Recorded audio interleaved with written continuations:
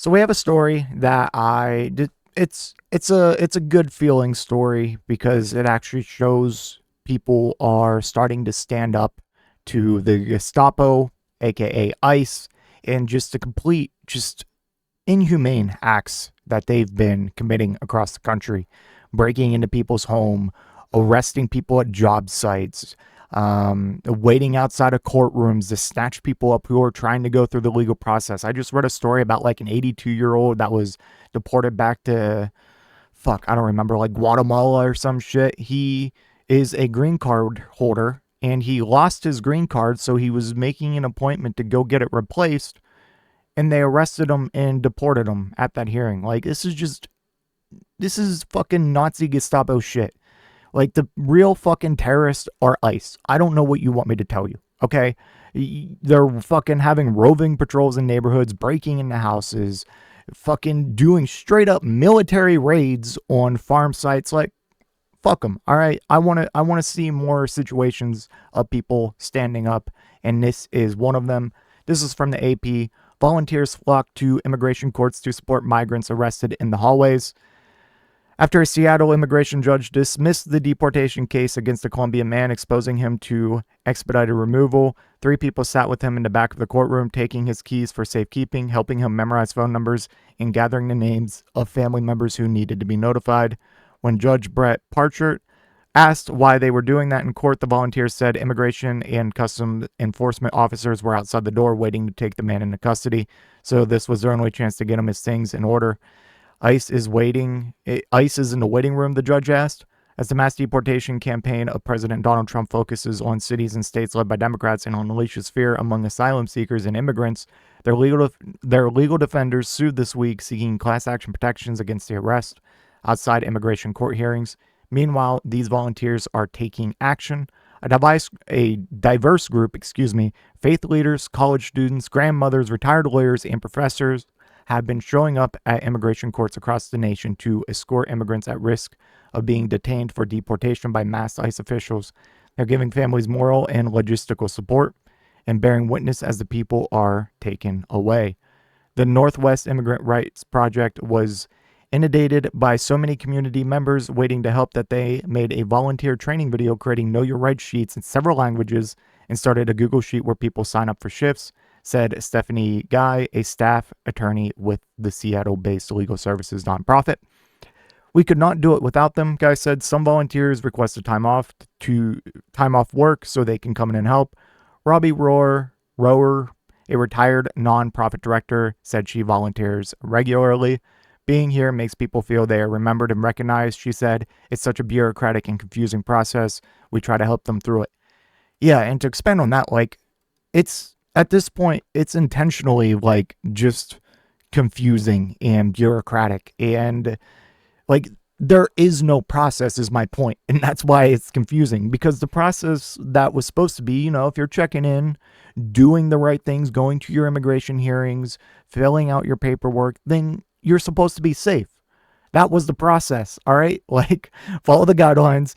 You keep showing up to your immigration court hearings and your check-ins or whatever, and you're good. You're solid. But now you have these fucking Gestapo thugs waiting outside them, arresting people trying to go through the legal process to get here by like claiming asylum, or just straight up arresting and deporting people who had a green card but physically lost the card and was going to get a new one, like a replacement.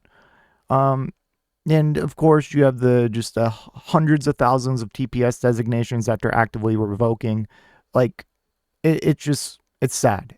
There is no process to be here legally anymore. Anyone is at risk, even U.S. citizens. Like, you might think that sounds crazy, but that's what we're heading towards. We've gone after every class of immigrant, student visas, tourists, green card holders, and asylum seekers, TPS status holders, and they've made it a point to start prioritizing denaturalization cases for U.S. citizens. And we've already had U.S. citizens detained and some deported. Like, this is insane, okay? But these people, they are doing God's work. the people volunteering, putting their lives and their livelihoods on the line, because this is dangerous. This is dangerous shit. You'd think, like, you should be pretty safe in a courthouse, but like what these people are doing, just trying to protect people, this is now dangerous, and this is now putting a target on their backs, their families' backs. That's the country we live in now. And I need to get that through to you, because I've covered at this point dozens upon dozens, if not in the hundreds now, of stories of people just getting snatched up, whether they're green card holders, asylum seekers, whatever.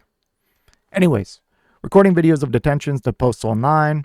Volunteers and legal aid groups have long provided free legal orientation in immigration court, but the arrests have posed new challenges. Since May, the government has been asking judges to dismiss deportation cases. Once the judge agrees, ICE officials arrest them in the hallways and put them in fast-track deportation proceedings, no matter which legal immigration pathway they may have been pursuing. Once in custody, it's often harder to find or afford a lawyer. Immigration judges are executive branch employees, and while some have resisted Homeland Security's lawyers' dismissal orders, in some cases, many are granted. Mass ICE agents grabbed the Colombian man and led him into a hallway. A volunteer took his backpack to give to his family as he was taken away. Other cases on the day's docket involved immigrants who didn't show up. Parcher granted removal and absentia orders, enabling ICE to arrest them later.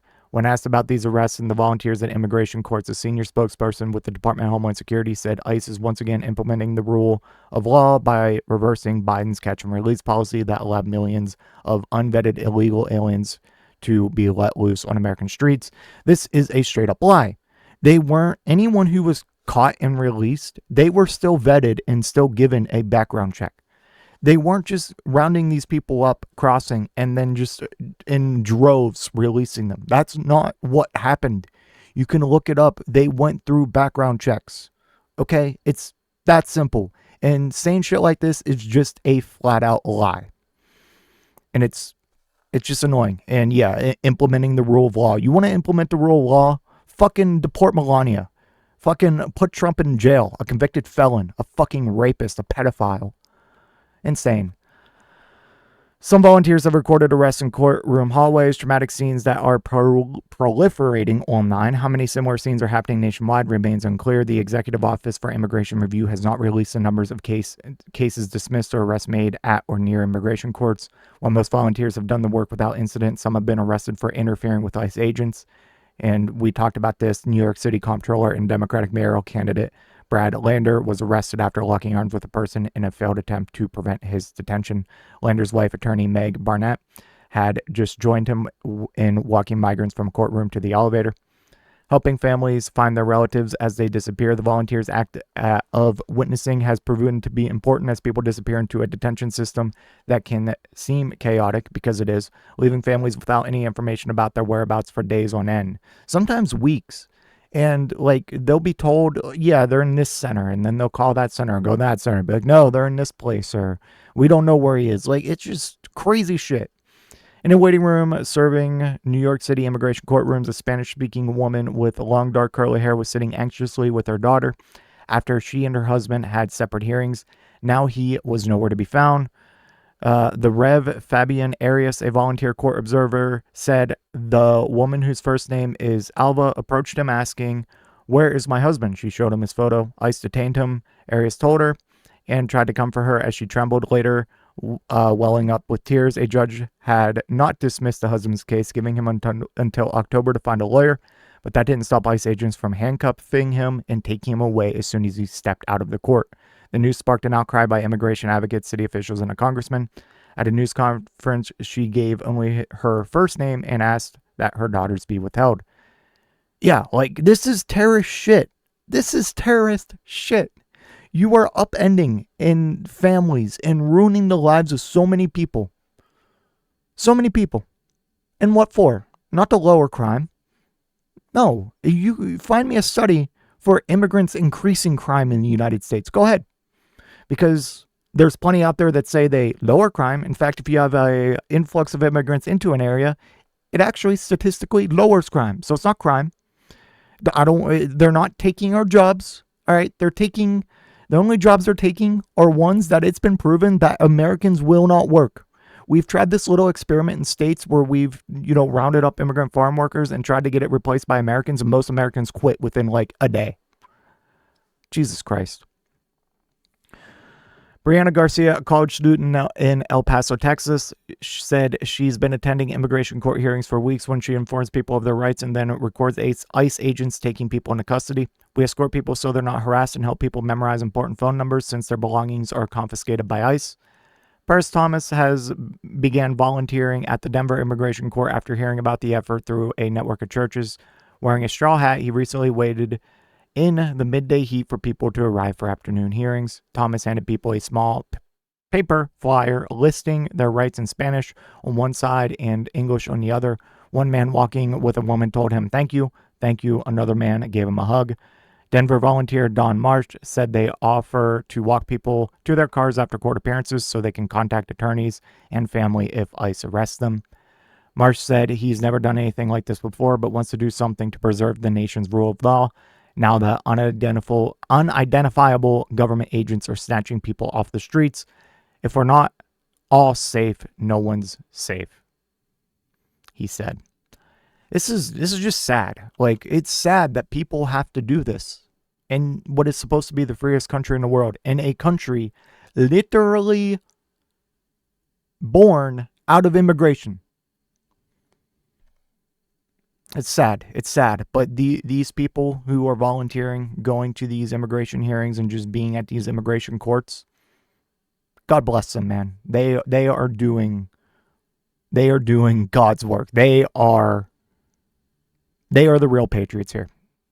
It's as simple as that. And the people that won't identify themselves, show up in masks and just snatch people up, break into people's homes, rip families apart, you're the terrorist.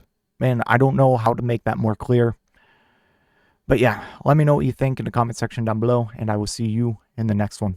If you made it to this point in the video, I just want to give a special thank you. If you enjoyed it, please hit that like button down below. And if you really enjoyed it, maybe consider hitting that subscribe button while you're down there.